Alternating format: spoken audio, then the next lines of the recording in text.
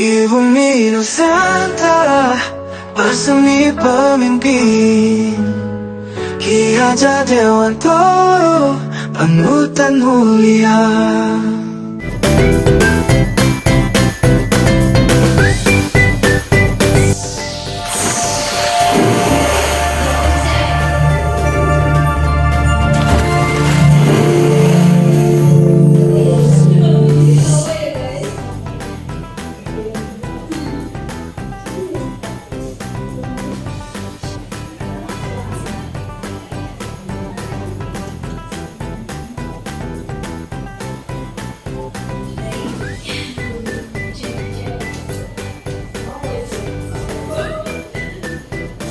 Jadi ini adalah keluarga besar CGP saya. Yang pertama ini adalah Ibu Yestisia Erwinda Yosef selaku fasilitator. Jadi saya bertemu dengan beliau ini hanya secara daring, Bapak Ibu. Kemudian ini adalah Bapak Imam Mustaqim yang biasanya kesini setiap 1 bulan untuk mendampingi saya dalam berkegiatan CGP. Dan di tengah ini adalah saya sendiri, Nurisa Kurnia, CGP Angkatan 11 dari Kabupaten Blitar.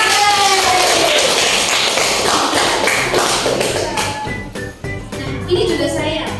Ki Bumi Nusantara bersemi pemimpin untuk seluruh materi CGP Ki saya. Hajar Dewantoro panutan mulia. Ini hanya untuk memotivasi. Baik, sebelum untuk memasuki sesi diseminasi, apakah Bapak Ibu sedang lelah? Bagaimana pengajian hari ini? Apakah ada cerita baru? Selalu ada cerita baru. Apakah tokoh dan bintang utama dari cerita itu tetap sama? Tokoh yang sama dengan cerita yang berbeda? Baik Bapak Ibu, sebelum saya khawatir ketika saya menyampaikan materi, nanti Bapak Ibu tidak fokus karena masih terngiang dengan kejadian-kejadian yang sudah dialami selama seharian mengajar ini tadi. Jadi saya ingin kita semua fokus dan konsentrasi. Boleh ya Bapak Ibu? Boleh. Jadi silakan Bapak Ibu membuat nama samaran. Nama samaran dalam bentuk wujud buah-buahan. Pikirkan satu nama sebagai nama panjenengan. Oke? Boleh kita kenalan satu-satu ya. Agar ingat, nanti cara mainnya begini. Misalkan nama saya adalah Strawberry. Terus saya menembak teman saya, misalkan Bu Mega jeruk. Dor, jeruk. Terus jeruk menembak yang lain. Dan itu harus ingat. Kalau salah sebut nama dan salah tembak, nanti kita kenalan di depan. Boleh? Boleh. Baik, ayo kita mulai kenalan dulu. Mulai dari Ibu Lewa, namanya Jeruk. Bu Rizka? Semangka. Bu Siska? Rambutan. Bu Leni? Pisang. Bu Rika? Anggur. Bu Desi? Mangga. Bu Mega?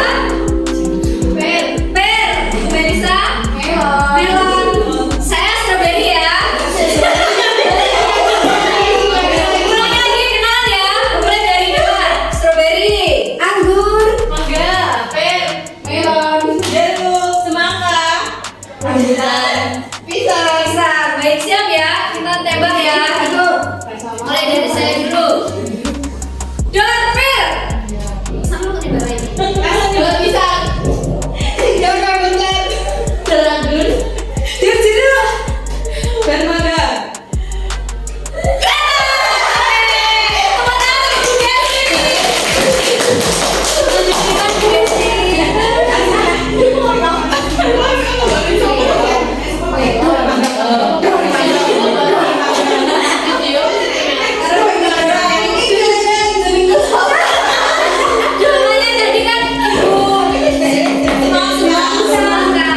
Bu Desi ini kan adalah kegiatan diseminasi.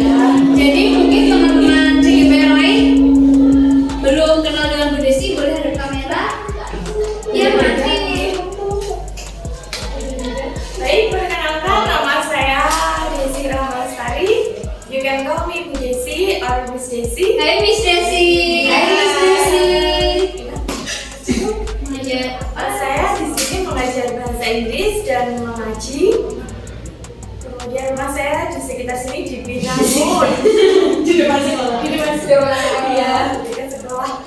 Baik, terima kasih Bu Desi, tepuk tangan untuk Bu Desi. Baik, sepertinya Ibu sudah fokus. Kita bisa untuk memulai materi pada hari ini. Assalamualaikum warahmatullahi wabarakatuh. Waalaikumsalam warahmatullahi wabarakatuh. Yang terhormat Kepala UPT SMP Negeri 1 Binangun, Bapak Teguh Harjo SPD MPD. Yang kami hormati Bapak Ibu guru, staf dan karyawan UPT SMP Negeri 1 Binangun, serta teman-teman semua yang berbahagia. Pertama-tama puji syukur mari kita panjatkan kehadirat Allah Subhanahu wa taala karena atas limpahan rahmat dan karunia-Nya kita semua dapat hadir di IPA UPT SMP Negeri 1 Binangun dalam acara diseminasi aksi nyata modul 1.4 budaya positif. Salawat serta salam semoga tetap tercurahkan kepada Nabi junjungan kita Nabi besar Muhammad SAW yang selalu kita nantikan syafaatnya kelak di yaumil kiamat. Wika bisa pindah ke atas itu? Oh ya, selamat datang Wika. Tidak apa-apa. Terima kasih Bapak Ibu guru PT SMP Negeri 1 Binangun. Selamat datang pada acara diseminasi modul 1.4 budaya positif.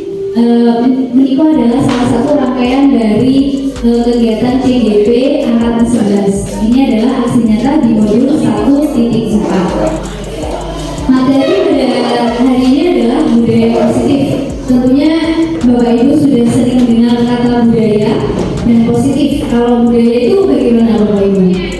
Budaya, iya kebiasaan. Benar, terjadi berulang-ulang. Kalau positif itu bagaimana? Berarti bagaimana kita kalau positif? Hal yang baik. Hal yang baik. Kalau budaya sih? Yang baik juga. Berarti kebiasaan yang baik kemudian terjadi berulang-ulang.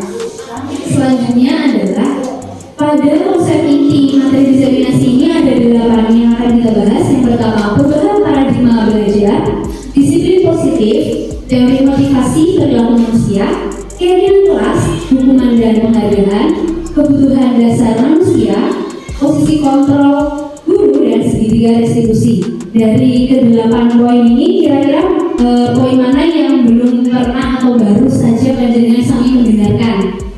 Ya Bu Dewi, sebentar Bu, saya akan hinggap ke sana. Terima kasih. Yang nomor 8 Mbak segitiga restitusi. Terima kasih. Ini baru ya Bu, bagi saya juga, karena jika saya tidak mengikuti CGP ini, saya juga tidak mengenal apa itu segitiga restitusi. Jadi teman-teman, monggo. Selanjutnya kita daftar CGP, nanti akan banyak hal baru yang bisa kita pelajari. Pembelajaran dengan paradigma baru atau pandangan baru. Jadi pembelajaran dengan paradigma baru ini merupakan pembelajaran yang dirancang berdasarkan prinsip pembelajaran berdiferensiasi, sehingga para peserta didik belajar sesuai kebutuhannya berdasarkan tahap perkembangan sesuai teori psikologi modern untuk mewujudkan profil pelajar Pancasila. Jadi kan selama ini kita sudah melakukan P5, tapi pembelajaran dengan paradigma baru ini bagaimana kok belajar sesuai dengan kebutuhannya? Kira-kira dari penyampaian paragraf ini ada yang misunderstanding atau ada multi tafsir nggak kira-kira yang membingungkan? Pembelajaran dirancang berdasarkan prinsip diferensiasi, sehingga peserta didik belajar sesuai kebutuhannya. Nah, kira nggak butuh sinau matematika, cita-citanya dari konten kalau sinau matematika mau apakah begitu kira-kira? Jadi tidak ya, sesuai kebutuhannya. Maka kita harus mengenali anak-anak itu melalui diagnostik awal. Di diagnostik awal itu nanti kita akan mengenal profil murid. Setelah kita mengenal profil murid, nanti kita juga bisa mengenali bagaimana gaya belajar murid. Jadi pada materi kita, misalkan materinya PAI, tugasnya untuk menghafalkan surat Al-Baqarah 5 ayat misalkan. Apakah itu bisa didiferensiasi? Bagaimana cara mendiferensiasinya? Bisa dengan cara menghafalnya. Kalau dengan audio misalkan didengarkan, kemudian dihafalkan. Kalau dengan visual, kita bisa membaca ayatnya, kemudian dihafalkan. Jadi diferensiasinya di situ. Terus kemudian untuk diferensiasi sendiri ada 3, ada proses, konten, dan nanti produk. Produknya bermacam-macam. Mungkin kalau selama ini tugas seni budaya, saya mewajibkan anak-anak untuk membuat tari dengan lagu Gundul-Gundul Pacul. Wes pokoknya hari ini kudu Gundul-Gundul Pacul. Nah, selama ini seperti itu, kita bisa membuat produk yang sesuai anak-anak. Misalkan anak-anak tahu lagu daerah, kita bagi daerahnya mana biar tidak sama. Kemudian tunjuk kerja produknya, tarinya itu boleh sesuai hasil kreativitas peserta didik. Sementara begitu ada yang mungkin ingin menambahkan? Sudah cukup? Baik. Lanjut, misi konsepsi tentang teori kontrol. Jadi bagaimana ini ada ilusi mengkontrol murid, bahwa semua penguatan positif efektif dan bermanfaat, kita percaya.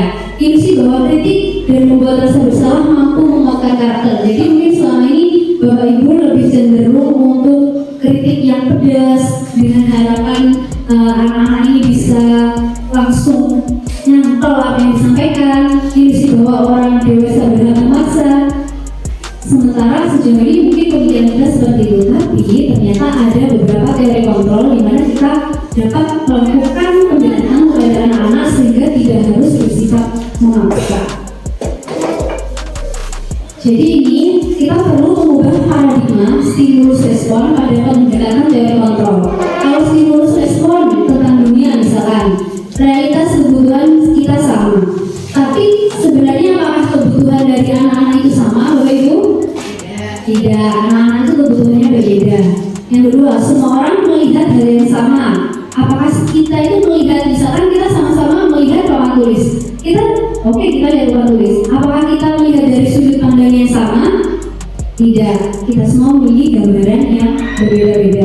Kita mencoba mengubah orang agar berpandangan sama dengan kita. Sebelumnya seperti itu. Lalu kita mulai geser, kita berusaha memahami pandangan orang lain tentang dunia. Jadi tidak harus sama dengan kita, tapi kita bisa berusaha memahami pandangan orang lain. Selanjutnya, perilaku buruk dilihat sebagai suatu kesalahan. Padahal kita bisa mengubah pandangan kita bahwa semua perilaku memiliki tujuan, termasuk perilaku anak-anak yang nakal itu pasti memiliki tujuan. Kira-kira kalau anak-anak hari ini ada yang pacaran, topinya beda sendiri, itu tujuannya untuk apa, Bapak Ibu? Biar nampak beda. Menurut mereka beda itu keren. Tidak harus sama, beda nih, gue nih. Jadi menunjukkan diri.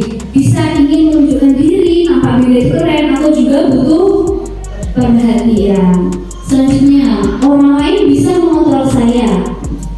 Hanya Anda yang bisa mengontrol diri Anda. Jadi untuk Anda yang sungkan-sungkanan itu untuk misalkan bukan tugas Anda, terus Anda karena sungkan, iyain aja. Kita mulai untuk mengontrol diri sendiri. Kalau memang itu tugas kita, berarti tanggung jawab kita. Kalau kita dimintai tolong, pas kita bisa, baik kita beri bantuan. Tapi kalau bukan tanggung jawab kita, kemudian kita diberi sesuatu tanggungan yang agak memberatkan, apakah Bapak Ibu siap untuk menolak? Iya, siap ya. Tapi kalau Bapak yang udah ada ini belum berani untuk mengontrol diri sendiri, untuk berkata buat saya tidak, itu sulit sekali. Kemudian saya bisa mengontrol orang lain. Anda tidak bisa mengontrol orang lain. Okay? Pemaksaan ada pada saat bujukan gagal. Waduh, ada bujukan gagal terus dipaksa. Ya ini kekerasan ini. Seharusnya kita kolaborasi dan komunikasi menciptakan pilihan-pilihan yang baru. Dan yang terakhir, model berpikir menang atau kalah kita ganti menjadi model berpikir menang-menang. Jadi kita kolaborasikan apa gagasan atau yang ada di kepala bukan lain, seperti itu. Selanjutnya disiplin positif. Nah mungkin Bapak Ibu sudah sering mendengar disiplin positif. Disiplin itu berasal dari kata disiplina yang artinya belajar. Disiplin mengacu pada disiplin diri yang memiliki tanggung jawab terhadap apa yang dilakukan berdasarkan nilai-nilai yang diyakini. Jadi disiplin itu ternyata artinya belajar nih Bapak Ibu, bukan tertib atau sesuatu yang harus kita patuhi. Disiplin juga merupakan salah satu cara penerapan disiplin yang bertujuan untuk menumbuhkan kesadaran serta memberdayakan peserta didik tanpa imbalan atau penghargaan, tanpa ancaman dan hukuman. Saat Bapak Ibu mengajar anak-anak atau anak-anak rame, cara menenangkannya dengan diancam Bapak Ibu? Tidak. Bagaimana kalau menurut Bu Leni jika saya boleh tahu?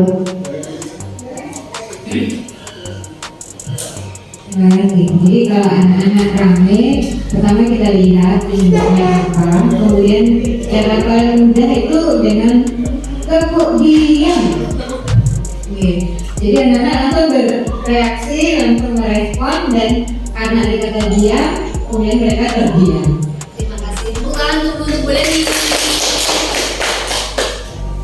Berarti kita mau buat anak fokus terlebih dahulu, kemudian jika sudah fokus bisa diajak bicara, kita baru melanjutkan pelajaran. Baik, sebagai pendidik, tujuan kita adalah menciptakan peserta didik yang memiliki disiplin diri, sehingga mereka berperilaku mengacu pada nilai kebajikan universal dan memiliki motivasi intrinsik dalam perubahan perilaku ke arah yang lebih baik. Kira-kira selama ini murid-murid kita ini motivasi untuk disiplinnya sudah intrinsik atau masih ekstrinsik ya Bapak Ibu? Masih ekstrinsik karena mungkin takut dihukum, ingin mendapatkan imbalan dan lain-lain. Jadi kita harus menuntut anak-anak supaya memiliki motivasi dari dalam diri untuk melakukan disiplin.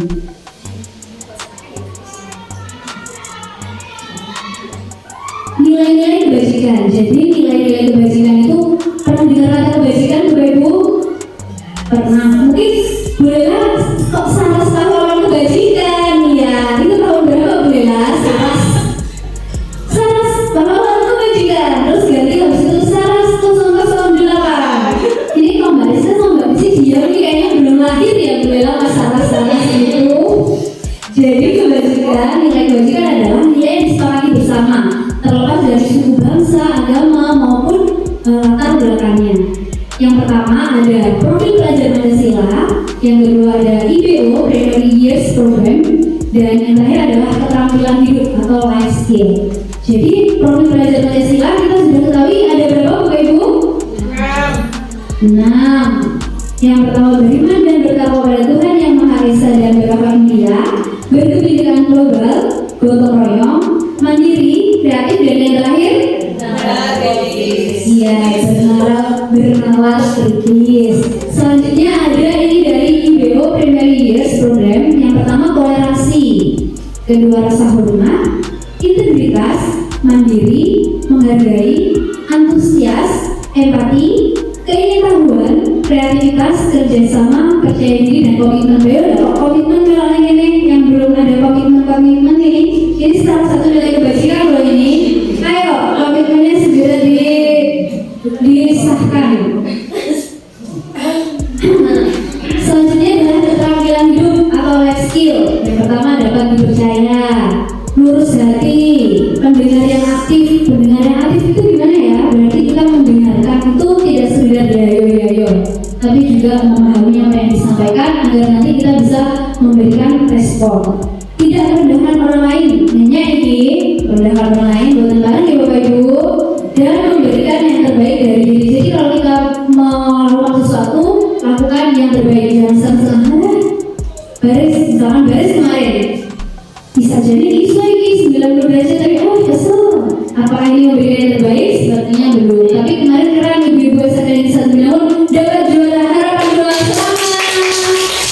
Ini juga karena nilai kebajikan sudah memberikan yang terbaik. Selanjutnya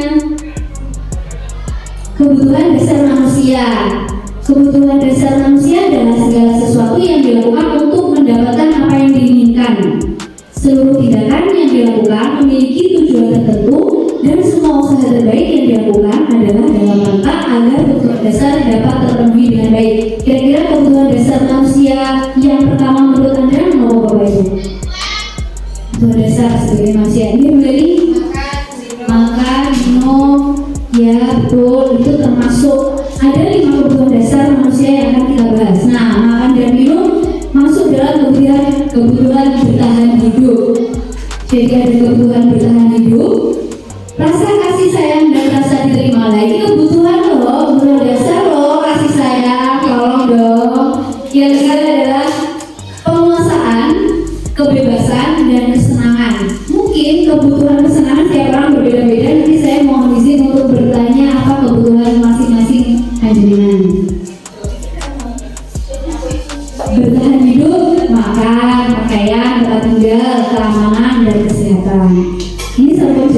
Bapak Ibu?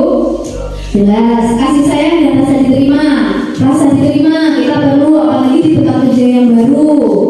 Dipedulikan sebagai sesama komunitas, anggota komunitas atau kelompok, kita juga butuh untuk dipedulikan. Berbagi, kita butuh untuk saling berbagi, kerjasama dan menjadi bagian dari dalam kelompok. Untuk Mbak Guru P3K yang baru, apakah sudah merasa menjadi bagian dari kelompok kami dari PTSM Negeri 1 Binaun? Sudah ya. Berarti kita sudah mengerti kebutuhan dasar kasih sayang dan rasa diterima. Kemudian penguasaan harga diri, kira-kira harga dirinya sudah dijunjungi belum ini? Ya, keinginan untuk dianggap, apakah kamu sudah dianggap hari ini? Sudah. Oh, sudah. Yang ditanya yang belum dianggap, anggap aja. Memimpin, Bapak Ibu semua sudah menjadi pemimpin di dalam kelas pembelajaran masing-masing. Kalau pemimpin rumah tangga, bukan dia yang ibu-ibu, bukan. Berprestasi, Bapak Ibu juga banyak prestasi. Prestasi itu tidak harus diakui, disebutkan, diumumkan, diberi penghargaan, namun dengan melakukan pengembangan diri, melakukan hal yang belum pernah dilakukan, itu juga termasuk bagian dari prestasi. Diakui dan didengar. Kemudian yang keempat adalah kebebasan, mandiri, memiliki pilihan, mencoba hal baru, mampu mengendalikan arah dirinya, dan kesenangan. Kalau kesenangan bagi saya mungkin shopping, belanja gitu. Mereka boleh, dari mereka boleh menyampaikan menurut mereka kesenangan yang versi mereka itu apa? Ada berbeda ya mereka? Untuk kesenangan ketika di sekolah kita kumpul dengan teman, saling berbagi cerita, entah itu meskipun nanti akan gosok kita main, jadi kesenangan sendiri kita. Jadi ketika kumpul sama teman-teman itu sudah jadi kesenangan bagi kita. Dan itu nggak menutup. Oke, dari nggak menutup. Iya. Kesenangan versi kita ya sekali. Kalau kesenangan versi Bu Melisa bagaimana nih kalau boleh tahu? Ya, karena ini namanya LDR ya. Jadi kalau ketemu suami, berkumpul bertiga dengan keluarga itulah senang. Walaupun nanti kita cuma jalan-jalan beli bakso itu aja sudah biasa kita senang. Kumpul dengan keluarga adalah senang. Kalau kesenangan versi Bu Lela bagaimana?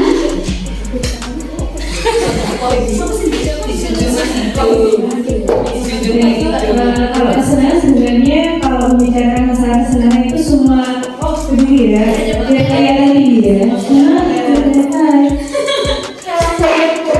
Oke, membicarakan masalah kesenangan banyak ya. Kalau saya bilang kesenangan, kalau saya dapat jam free ketika belajar itu senang. Ya, kemudian ketika part time itu biasanya digunakan buat main game menang itu senang. Terus habis itu kalau setiap kali ada suatu event, ada event ngajak keluarga main itu juga senang. Jadi kalau saya kesenangan itu bisa dicari di mana, bahkan sebenarnya bisa kita yang buat kesenangan itu tanpa harus menunggu orang lain untuk menyenangkan diri kita. Gitu.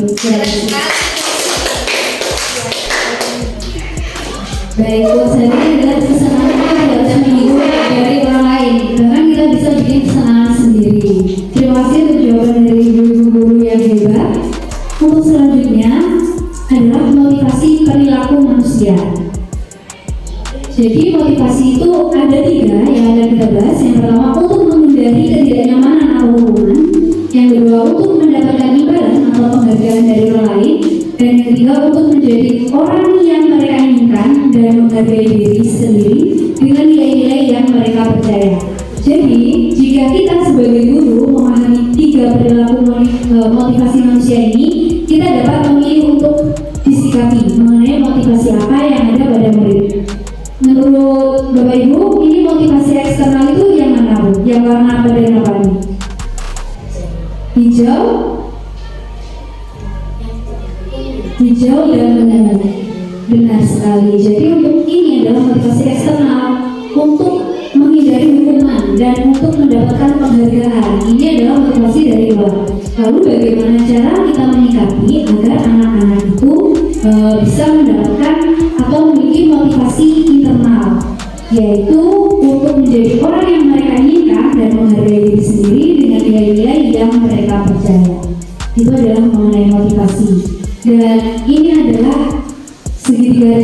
yang akan kita bahas. Jadi ada hukuman, konsekuensi, dan restitusi. Hukuman itu biasanya bersifat tidak terencana atau tiba-tiba. Anak atau murid tidak tahu apa yang akan terjadi dan tidak melibatkan. Kemudian yang ketiga, hukum bersifat satu arah dari pihak guru yang memberikan, dan murid hanya menerima suatu hukuman tanpa melalui suatu kesepakatan atau pengarahan dari pihak guru, baik sebelum proses pidana. Dan yang ketiga, hukuman yang diberikan bisa berupa fisik maupun psikis, yang dapat menyakiti murid atau melalui kata-kata. Jadi itu adalah hukuman. Kalau konsekuensi itu adalah sudah terencana dan sudah disepakati. Jadi ini misalkan kita ada keyakinan kelas, kemudian kita akan membuat kesepakatan. Nanti yang mencoret tempo yang sudah dicat, maka harus menambal coretan tersebut. Jadi itu adalah contoh konsekuensi. Jadi konsekuensi dan hukuman itu berbeda. Tentu saja Bapak Ibu sekalian sudah sangat paham kalau keduanya ini berbeda. Kemudian ini adalah restitusi. Restitusi adalah proses menciptakan kondisi bagi murid untuk memperbaiki kesalahan mereka, sehingga mereka bisa kembali pada kelompok mereka dengan karakter yang lebih kuat. Jadi ini nanti ada beberapa tahapan untuk kita melakukan penerapan segitiga restitusi. Ini adalah 5 posisi kontrol sebagai guru. Yang pertama sebagai penghukum, yang kedua pembuat merasa bersalah, teman, pemantau, dan manajer. Kira-kira yang paling sering digunakan posisi sebagai apa? Kalau boleh tahu, Bu Rizka?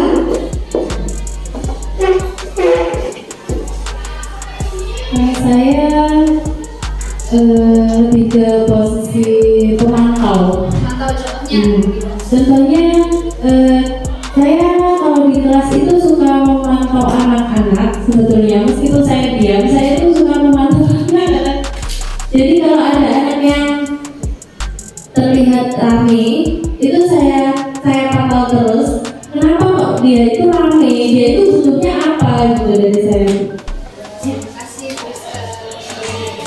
Tepuk tangan untuk Bu Rizka si pemantau. Jadi Bapak Ibu hati-hati kalau Bu Rizka diam, itu artinya Bu Rizka sedang memantau. Misalkan ini ada contoh penerapan 5 posisi kontrol guru. Ini yang pertama sebagai penghukum, yang kedua sebagai pembuat merasa bersalah. Kasusnya adalah peserta didik tidak memakai atribut lengkap saat upacara. Penghukum hormat pada bendera selama 1 jam. Nah ini kan satu arah, tidak ada kesepakatan dengan murid dan terjadi tiba-tiba. Yang kedua, pembuat merasa bersalah. Jadi bisa dengan dialog. Berapa kali Bapak Ibu harus memberitahu kamu selalu saja membuat kecewa dan mengulangi lagi. Kira-kira kalau kita mengucapkan itu pada anak didik kita, mereka merasa bersalah atau tidak ya? Tidak ya, anak zaman now.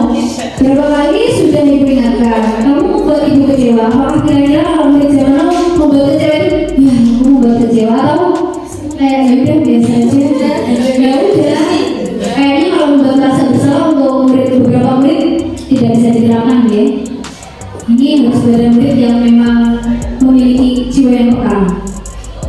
Selanjutnya, sebagai teman, contoh dialognya begini. Ayolah ikuti aturan sekolah, tolong kita kerjasama yang baik ya untuk menerapkan disiplin. Kira-kira ada nggak murid di SPENBIN yang bisa diajak sebagai teman? Untuk dialognya cukup, ayolah kita ikuti aturan sekolah. Masih ada nggak kira-kira ini? Masih ya, masih tapi tidak banyak. Sebagai pemantau, jadi seperti Bu Rizka tadi sudah mengamati muridnya. Kamu sudah memahami peraturan sekolah. Kamu tahu konsekuensinya. Setelah upacara, kamu boleh atribut di sekolah dan jangan diulangi lagi ya. Jadi kalau pemantau itu tidak menghukum, ya sudah. Hanya kita memantau ternyata ini lagi-lagi tidak memakai. Lalu tidak maksudnya apa? Ya cukup untuk solusinya langsung, jadi tanpa menghukum. Selanjutnya sebagai manajer. Nah ini adalah sebagai bintang dari posisi kontrol seorang guru. Jadi kita cukup mengatakan, apakah kamu tahu kesalahanmu? Tanya dulu. Lalu kita tanya, kira-kira bagaimana cara memperbaikinya? Nah ini adalah posisi kita sebagai manajer. Apakah murid SPENBIN bisa untuk dilakukan seperti ini? Bisa. Yakin ya Bapak Ibu? Ya baik. Jadi mari kita mulai menerapkan bagaimana posisi kontrol sebagai guru yang baik. Ini tidak hanya untuk kita saja, tetapi juga untuk kebaikan murid. Selanjutnya, kalau ini kira-kira posisi kontrol apakah aku? Saya kecewa sekali dengan kamu. Jadi apa? Tadi ada 5 posisi kontrol. Yang pertama, ya ampun pintar sekali tepuk tangan untuk bebek. Keren, ini membuat rasa bersalah. Selanjutnya, kamu tidak pernah benar dalam melakukannya. Mampu? Bisa. Membuat rasa bersalah juga bisa, karena ini mantap gitu ya. Kok lu nggak tahu bener? Tapi gila-gila yang ada nih ya.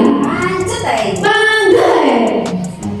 Terus selanjutnya, kalau ini apa rencanamu untuk menyelesaikan masalah ini? Manajer, oke, benar ini manajer. Keren sekali Bapak Ibu. Kalau ini, ayolah kamu lakukan ini demi kebaikanmu ya. Teman, boleh ayolah teman gitu bisa. Ayolah, ayo saja, please. Kamu tidak pernah mendapat nilai jika tidak mengerjakan tugas. Ini ada menghukum ini. Dan tadi loh, habis loh, lancar. Selanjutnya, keyakinan kelas. Bapak Ibu sudah membuat keyakinan kelas di kelas kalian, atau mungkin peraturan atau kesepakatan kelas. Kesepakatan kelas. Jadi kalau materi yang saya dapatkan Bapak Ibu, mengapa keyakinan kelas dan bukan peraturan kelas gitu? Karena kita itu kalau merumuskan keyakinan kelas itu ada stepnya. Yang pertama, keyakinan kelas bersifat lebih abstrak daripada peraturan, yakni lebih rinci dan konkret. Jadi konkret nyata apa yang terjadi di kelas masing-masing. B, keyakinan kelas berupa pernyataan-pernyataan universal. C, pernyataan keyakinan kelas senantiasa dibuat dalam bentuk positif. Jadi misalkan dilarang membuang sampah. Nah itu kan ada negatifnya dilarang. Berarti positifnya menjadi seperti apa?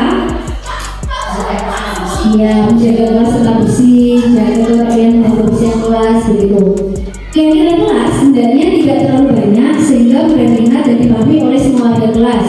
Kira-kira di kelas berbeda ada berapa kesepakatan kelas yang sudah ditempel kalau boleh tahu?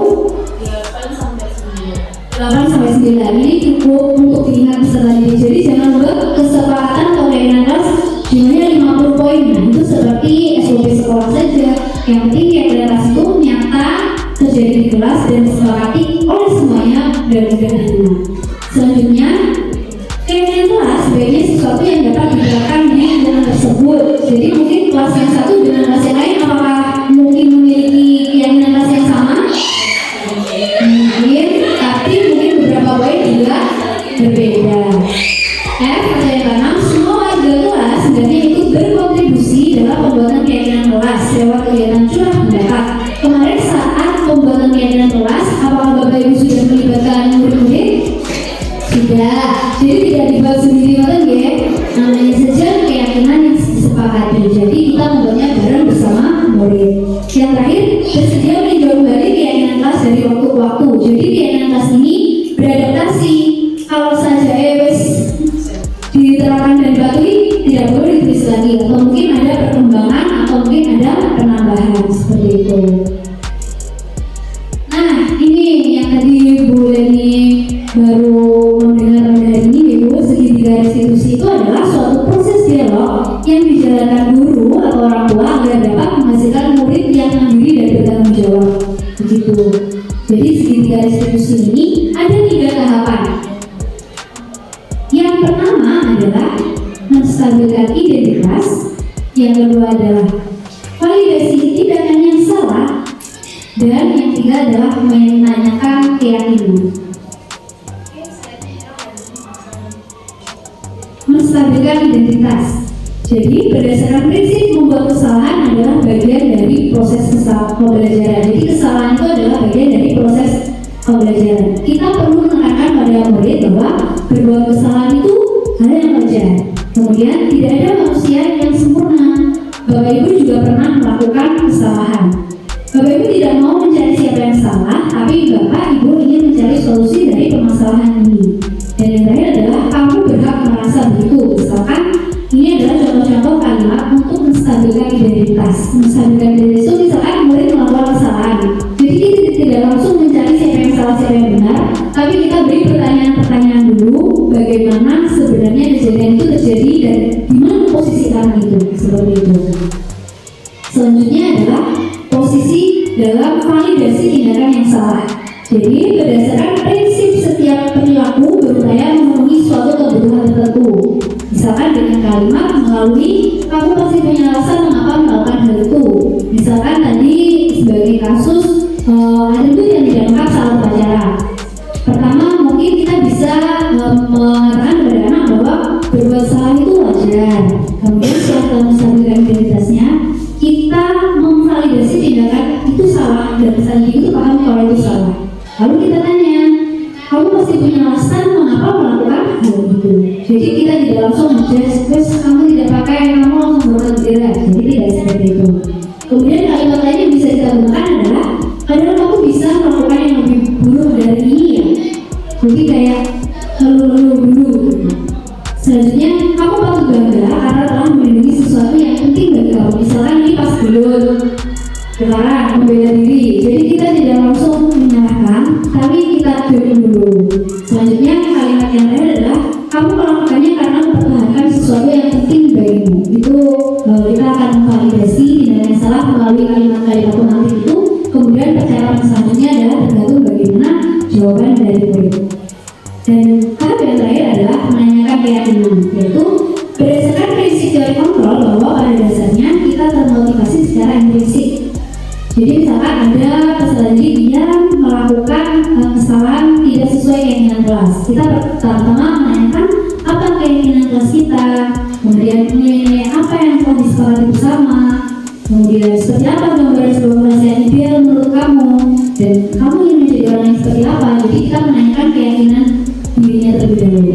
Itu adalah tahap-tahap dari segitiga restitusi. Wah, kita sudah sampai di penghujung kegiatan. Jadi dalam menerapkan program disiplin positif, hendaknya guru memiliki standar kepribadian, profesional dan sosial yang baik, di mana guru mampu merefleksikan dirinya dalam posisi kontrol saat ini. Bagaimana perjalanan diri seorang guru sebagai among. Kita ini among di Bapak Ibu, kita ngomong, kita manajer, kita sebagai yang menuntun. Jadi murid menjadi misalnya mandiri, merdeka dan bertanggung jawab. Itu adalah sesuai standar nasional pendidikan. Jadi mengenai penerapan disiplin positif di sekolah, sejak saya mendapatkan materi ini, saya mulai menerapkannya dalam menangani kasus di sekolah. Ini adalah contoh saya, meskipun ini hanya sebuah skenario, tapi di dalam skenario ini saya sudah merancang bagaimana yang memang benar pernah terjadi dan saya tangani dalam kurun waktu sekitar 2 minggu ini. Jadi saya izin untuk melangsungkan mencepatkan di bagian ini. Ini ada kasus yaitu mengenai peserta didik yang dengan sengaja menjahili temannya. Jadi niatnya menjahili itu hanya untuk hiburan saja gitu, tapi tanpa disadari kegiatan jahilnya ini bisa untuk mengganggu kegiatan. Misalkan saat ini adalah latihan pensi pramuka. Jadi anak ini menyembunyikan tongkat semapur milik temannya dengan tujuan menjahili agar nanti ditertawakan, agar lucu. Tanpa dia sadari, satu tujuan dia untuk membuat kelucuan itu ternyata merambah pada kegiatan yang lain. Misalkan temannya jadi tidak bisa berlatih. Selain teman satu ini yang tidak bisa berlatih, tapi semuanya satu tim Pasuska jadi tidak bisa berlatih karena anggotanya ada yang tongkatnya tidak lengkap. Tidak bisa kalau latihannya itu tanpa properti, sedangkan kita menggunakan properti begitu. Tapi kalau yang di luar dari video yang sudah saya perankan dengan peserta didik ini, saya juga menangani peserta didik ini mulai menerapkan segitiga restitusi dan memposisikan diri saya sebagai manajer. Saya tidak akan menyebutkan kasusnya, mungkin Bapak Ibu juga sudah mendengar. Oke, mic-nya tidak bisa. Di luar kasus yang sudah saya skenariokan ini, itu saya juga mengalami sebuah keadaan di mana terjadi kesalahpahaman antara orang tua, pihak sekolah, yaitu saya sebagai guru, dan juga putranya sendiri. Jadi beliau konfirmasi kepada saya menceritakan bahwa putranya mengalami perundungan berupa diludahi oleh temannya sendiri. Kemudian saya juga tidak adil jika tidak mendengarkan dari kedua belah pihak. Yang pertama, putra dari wali murid tersebut saya panggil, saya ajak bicara dengan pertama saya dekati dulu, menstabilkan identitas dulu. Kemudian jika sudah menemukan atau peserta didik tersebut sudah nyaman untuk jujur, nah kita mulai mengarahkan kepada validasi tindakan yang salah. Dari situ kemudian saya arahkan untuk yang ketiga, yaitu menanyakan keyakinannya. Itu dari peserta didik yang pertama. Begitu pula peserta didik kedua yang diduga melakukan meludahi itu. Saya juga melakukan hal yang sama. Semuanya saya perlakukan dengan sama. Apa Bapak Ibu yang terjadi? Ternyata putra dari ibu yang konfirmasi kepada saya tadi itu yang memulai duluan gitu. Jadi mungkin ceritanya saat dia menceritakan di sekolah dan menceritakan di rumah itu terkadang berbeda. Kemudian hasil dari saya konfirmasi kepada kedua peserta didik ini, saya informasikan kepada wali murid yang sudah menghubungi saya. Akhirnya kesalahpahaman ini berhasil untuk diluruskan. Namun bagaimana untuk kedepannya untuk mencegah kedua peserta didik ini melakukan hal itu, entah siapa yang mulai duluan, itu kan sebenarnya bukan solusinya ya. Yang penting kan kedepannya agar kedua peserta didik ini tidak mengulangi kesalahannya. Jadi setelah kita pada tahap untuk menstabilkan identitas, validasi tindakan yang salah, yang penting adalah untuk menanyakan keyakinan kedepannya akan seperti apa, dan dua-duanya ini siap berkomitmen dan menerima konsekuensi jika kedepannya kembali melakukan kegiatan yang sekiranya merugikan. Begitu Bapak Ibu.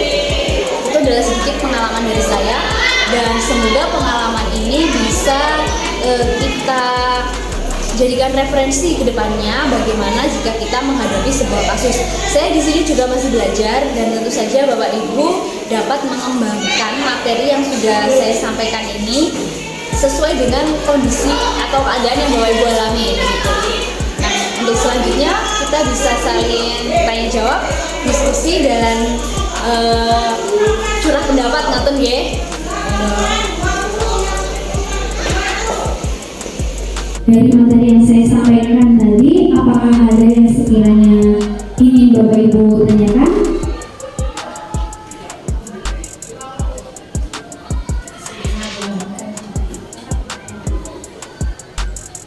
Ya?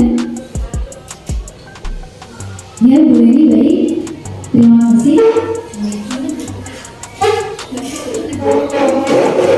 Terima kasih teman-teman. Ingin saya tanyakan itu, misalnya ada kasus siswa belut berkelahi pada waktu istirahat karena permasalahan di luar sekolah terbawa ke dalam sekolah, itu kemudian dilaporkan ke BK.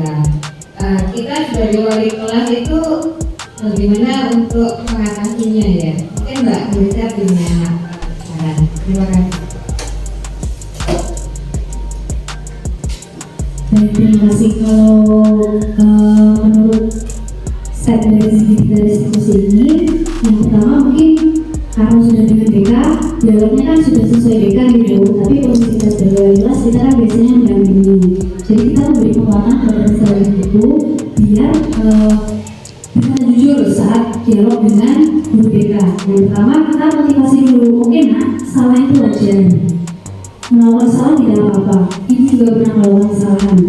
Tapi setelah kita membuat dia sudah memiliki motivasi, sudah memiliki keyakinan, kita juga agar anak itu bisa jujur. Selanjutnya kita dorong, kamu pasti punya alasan kenapa kamu gelut dengan si ini, kamu pasti punya tujuan kenapa kamu baris jotos, misalnya itu. Biarkan dia mengalir atau menjawab pertanyaan itu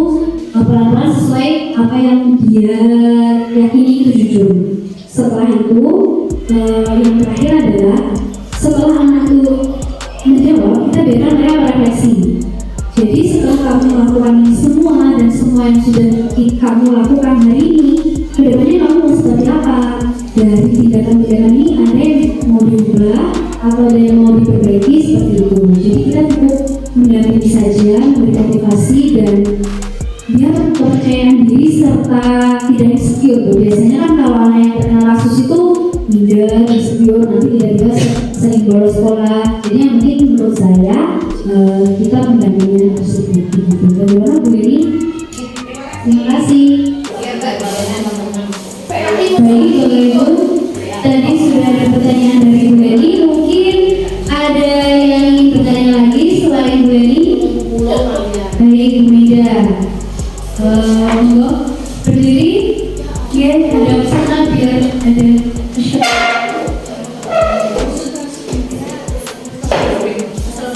Assalamualaikum warahmatullahi wabarakatuh. Perkenalkan nama saya Bu Mida. Ini sedikit curhat sebenarnya ya. Curhat sekaligus semua ada kesempatan bertanya gitu ya. Ini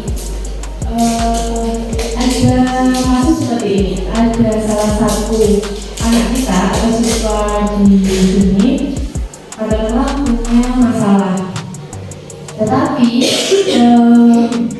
anak yang bermasalah ini, masalahnya itu sudah diketahui oleh bapak ibu guru yang bukan wali kelasnya. Dan saat itu sepertinya katakanlah wali kelas belum tahu masalah dari si anak itu. Jika ibu guru atau bapak guru yang sudah mengetahui masalah anak tersebut mengetahui, sebaiknya ibu atau bapak guru tersebut itu melakukan apa? Apakah harus menyebarkan berita masalah anak ini ke bapak ibu guru atau rekan sejawat, atau mungkin ke anaknya langsung, atau ke wali kelasnya, atau ke BK, atau ke siswa? Lebih baik atau diam saja, karena tidak tahu. Terima kasih. Baik, terima kasih pertanyaan Bunda. Ini kita lebih sharing ya. Nanti selain jawaban dari versi saya, mungkin nanti ada jawaban dari versi Bapak Ibu yang lainnya. Kalau menurut saya, mohon maaf Bunda, apakah itu masalahnya live on the spot banget seperti dulu? Ya, mungkin seperti itu. Kalau dulu mungkin ya Bunda, kalau itu kan Bapak Ibu yang bersangkutan mungkin harus segera mendalami agar tidak berpanjangan. Misalkan dulu terus nanti lagi untuk kelas awalnya itu tak tulis wali kelas ya, setelah bapak belur itu nanti. Jadi kalau kita lihat masalahnya, kalau sekiranya masalahnya itu tidak lain bersuara, jadi kalau memang itu segera ditangani tidak apa-apa, tapi juga konfirmasi atau memberitahu wali kelasnya dulu. Kalau untuk menyebarkan atau bercerita kepada rekan sejawat lain, mungkin itu menurut saya kurang tepat di media. Jadi kalau kita mengetahui ada masalah dari suatu kelas, kita sebaiknya konfirmasinya langsung kepada wali kelas, kemudian juga biar wali kelas yang berkomunikasi dengan BK. Nanti kan ke depannya akan ada selalu jaminan dari BK dan kesiswaan. Jadi akan lebih baik jika wali kelasnya itu respon terlebih dahulu. Kalau menurut saya seperti itu. Bagaimana beda? Ini ada lagi tambahan. Misalkan ini belum berlari saat ini juga, terus bapak ibu guru itu hanya melerai. Setelah itu karena mungkin wali kelasnya saat itu FVP atau ada dinas luar, sehingga bapak wali kelas atau ibu wali kelasnya itu tidak bisa dihubungi seperti itu.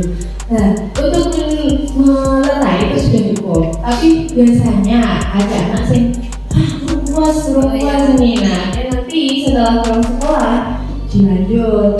Nah, seperti itu. Nah, ini anak-anaknya itu karena mungkin terlalu butuh atau mungkin bingung gimana ya dapat siapa ya, teman-teman cewek biasanya itu yang terlalu panik.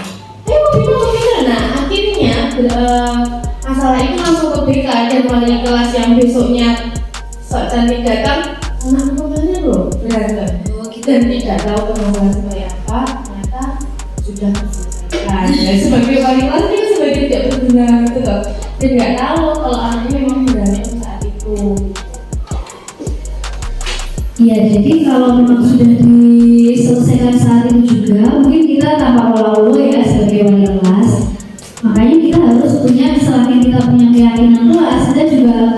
punya keyakinan bahwa itu di ruang guru, misalkan. Jadi kita buat kesepakatan di ruang guru yang di ruang guru yang sudah didiskusikan bersama.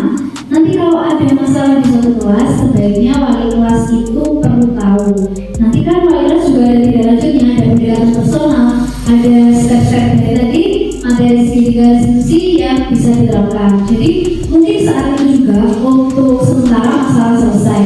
Tapi untuk benar-benar dikatakan beda, untuk mungkin mangkal, dendam, mungkin rencana untuk balas dendam itu tidak ada. Jadi kan kalau bapak ibu yang mulai itu mungkin tidak setiap hari atau tidak sedekat itu dengan kelas perwalian. Jadi perlu adanya konfirmasi tetap meskipun hari itu wali kelas tidak bisa datang. Untuk selanjutnya wali kelas tetap perlu dilibatkan, apalagi di kelas perwaliannya. Jadi mungkin kita sepakatkan di bapak ibu jika nanti kedepannya ada masalah yang kita tahu, kemudian wali kelas saat itu yang GMP atau dinas luar, kita harus tetap komunikasi dengan wali kelas tersebut. Kata gitu bapak ibu. Nah ini sudah sepakat kemudian, jadi kedepannya lagi insya Allah tidak ada wali kelas yang lalu gitu ya.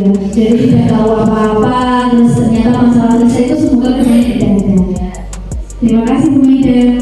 Selain Bu Mida, mungkin ada bapak ibu lain yang ingin sharing? Iya, Bu Risa, silakan.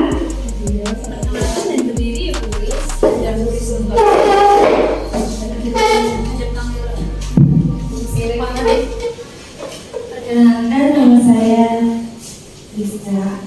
Saya ingin sedikit bertanya, ya, tentunya karena berhubung saya ini masih belum terlalu lama atau masih baru di sini.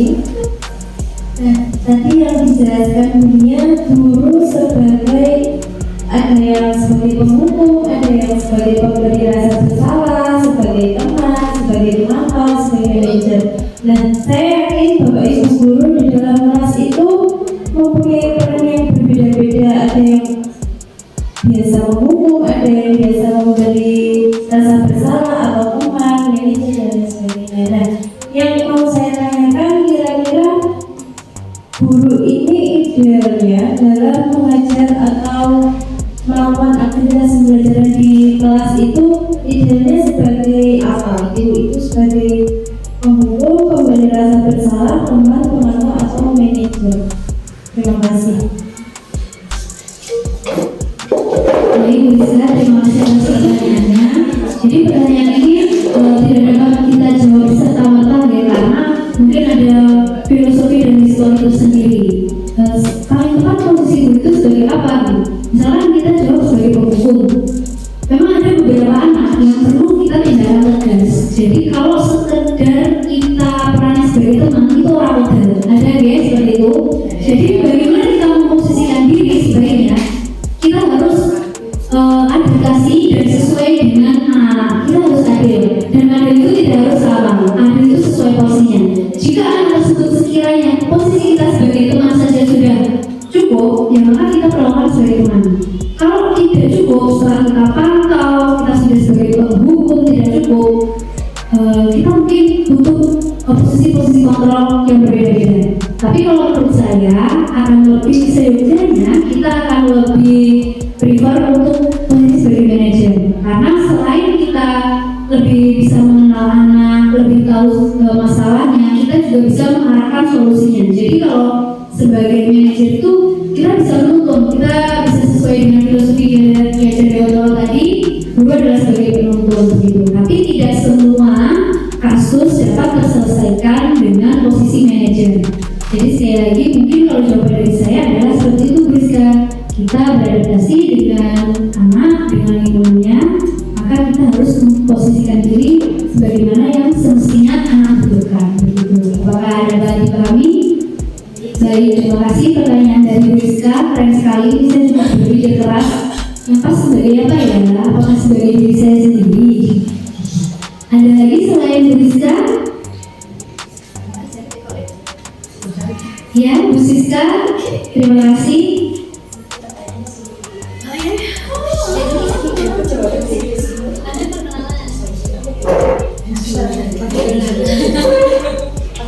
Assalamualaikum warahmatullahi wabarakatuh. Perkenalkan, nama saya Rizky. Dunia ini yang mau saya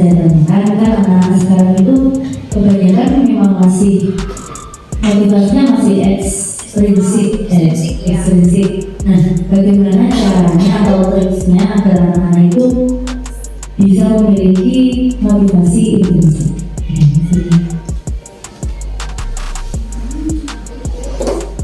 Baik, karena kan sebenarnya ada yang mengatakan bahwa penghargaan hadiah itu adalah hukuman.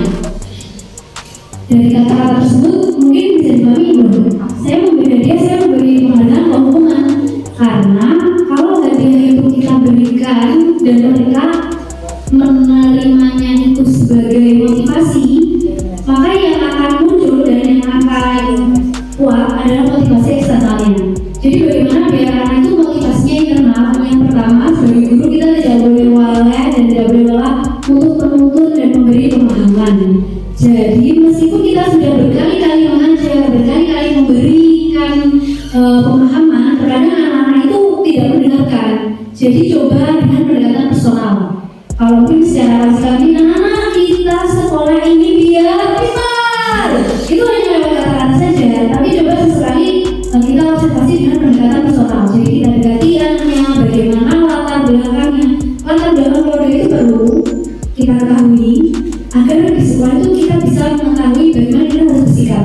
Jika di rumah biasanya mungkin broken home, tinggal dengan orang lain. Jadi di sekolah ini kita butuhnya adalah memberikan rasa kasih sayang. Setelah kita memberikan apa yang mereka butuhkan, pelan-pelan kita beri pemahaman pada mereka bahwa untuk menetapkan, untuk bersekolah itu bukan untuk menghindari hukuman, bukan untuk mendapat imbalan, ya, tapi untuk bersekolah adalah untuk memaksimalkan potensi diri seperti itu. Mungkin jika dikatakan ini terdengar mudah, teori saja terdengar mudah, tapi sebenarnya kita belum pernah benar-benar mempraktekkan untuk melakukan pendekatan personal. Apakah mungkin seperti itu, Bapak Ibu? Kita mungkin juga kurang mengenali murid, jadi kita bagaimana bersikap kepada murid pun kita jadi belum tepat. Mungkin menurut kita sudah melakukan hal-hal yang baik. Hal-hal yang baik itu mungkin kurang tepat, sehingga kita belum memberikan apa yang anak butuhkan. Di situ jika kita sudah tahu titiknya di mana, insya Allah selain dari pendekatan personal, kita juga lewat doa ya Bapak Ibu. Doa itu penting, jadi biar anak-anak ini sekolah juga memiliki motivasi intrinsik. Kalau dari saya itu, mungkin Bapak Ibu ada yang sharing, ingin menambahkan dari jawaban saya? Baik, sudah cukup. Kalau Bu Siska ada lagi, Bu Siska? Sudah, terima kasih. Selain dari Bu Siska dan Bu Meda, mungkin Bapak Ibu lagi ada yang ingin dibahas? Ada lagi? Boleh tanya lagi? Boleh. Baik, mulai masalah kok.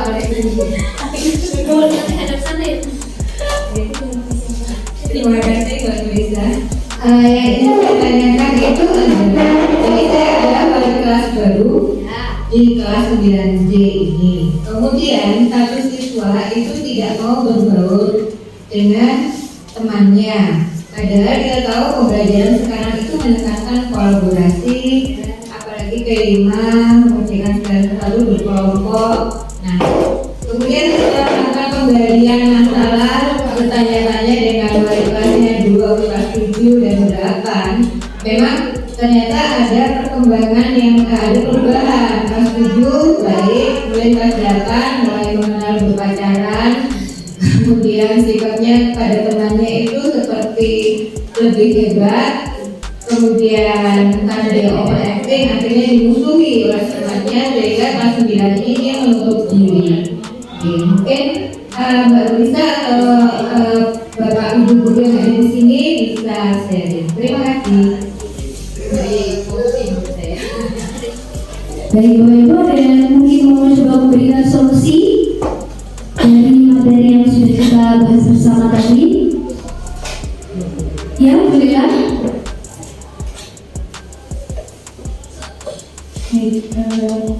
Sedikit menanggapi apa yang disampaikan oleh Bu Dewi berkaitan dengan permasalahan anak didik kita itu ada banyak. Salah satunya sudah disampaikan oleh pengajar kita hari ini. Langsung kita punya bahwasanya kita juga harus tahu bagaimana latar belakang dari peserta didik. saya pernah menemui juga mungkin peserta didiknya sama konsep mengajar di kelas kewaliannya Bu Dewi. Perempuan ya Bu? Iya perempuan. Sebenarnya kalau anak bermasalah itu saya yakin Bapak Ibu guru semuanya sudah berusaha semaksimal mungkin bagaimana untuk menciptakan atau membuat situasi belajar yang menyebabkan anak tersebut menjadi lebih positif kegiatannya di sekolah. Kalau tidak seperti itu pasti sudah dibawa ke BK, mungkin sudah melakukan konsultasi dan lain sebagainya. Kalau tetap tidak ada perubahan, maka kita telusuri lagi bagaimana perilakunya di rumah. Karena anak didik kita itu bersekolah dari pagi hanya sampai jam 2 dan selebihnya itu kegiatan mereka adalah kegiatan di rumah yang mana itu menurut saya adalah faktor yang paling utama mempengaruhi sikap anak lebih dari keluarganya dan juga lingkungan mereka berteman seperti itu. Jadi kalau menemukan anak seperti itu, kalau hanya anaknya saja yang mungkin kita kita terus berikan motivasi, kita berikan sesuatu hal yang kita usahakan agar dia ada perubahan yang lebih baik tanpa ada kerjasama dari pihak yang ada di rumah, mungkin bagaimana dia dengan berteman, itu saya rasa ya itu yang menyebabkan kurang maksimal. Jadi mungkin belum pernah anak itu ada panggilan orang tuanya didudukkan bersama membicarakan permasalahannya apa mungkin loh ya, tapi mungkin itu bisa dicoba.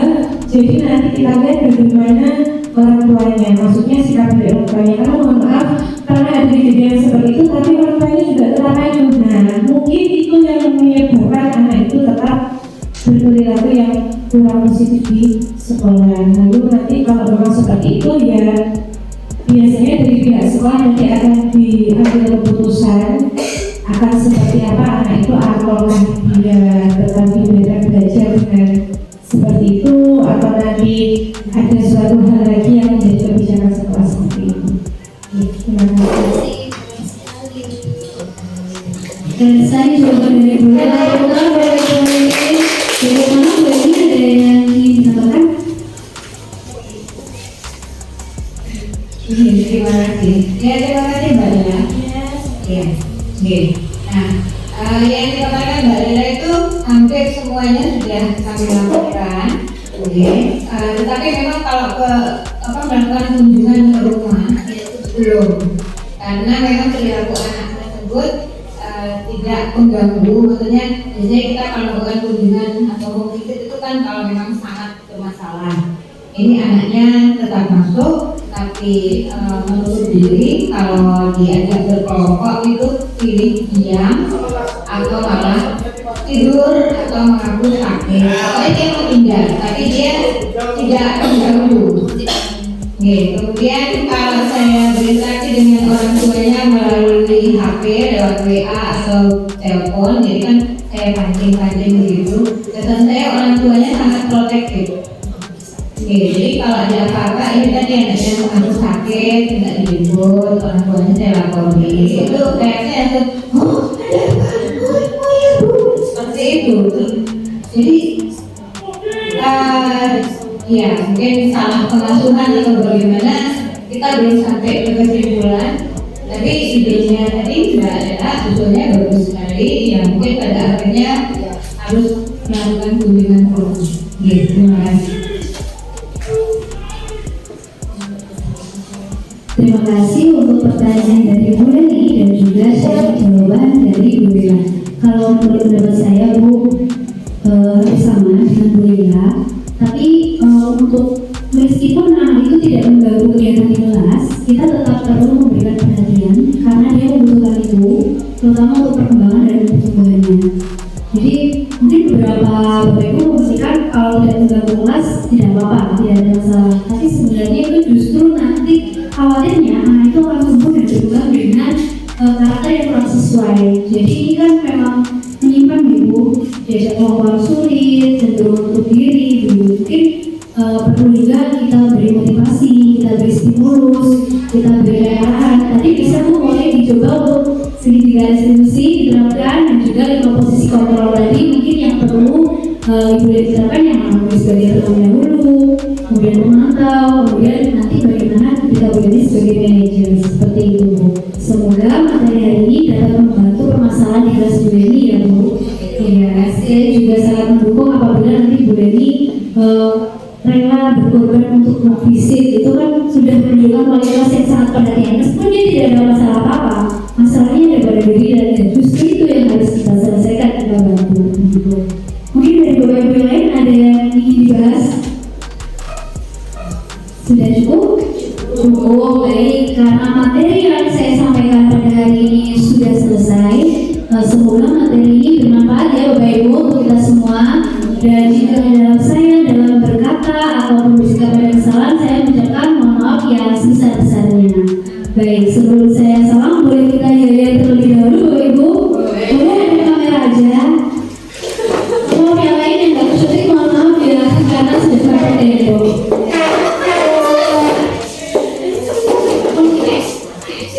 Sudah siap ya Bapak Ibu? UPD SMP Negeri 1 Binangun, Jaya, jaya, jaya, luar biasa. Sekian materi dari hari ini dan saya akhiri. Wassalamualaikum warahmatullahi wabarakatuh. Waalaikumsalam warahmatullahi wabarakatuh.